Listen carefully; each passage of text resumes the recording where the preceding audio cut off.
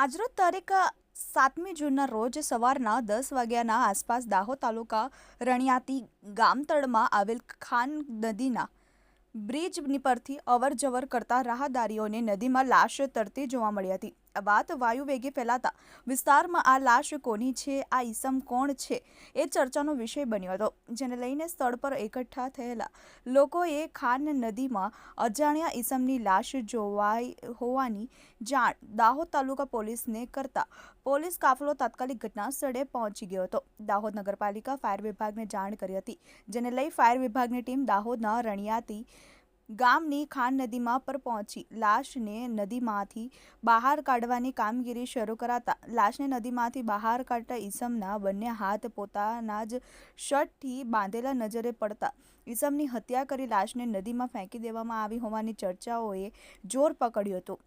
હાલ તો ફાયર વિભાગ દ્વારા લાશને નદીમાંથી બહાર કાઢી પોલીસ દ્વારા પંચનામું કરી લાશને પોસ્ટમોર્ટમ અર્થે ખસેડી આ ઈસમના પરિવારને શોધખોળ કરવાની કામગીરી દાહોદ તાલુકા પોલીસ દ્વારા હાથ ધરવામાં આવી હોવાનું જાણવા મળ્યું છે.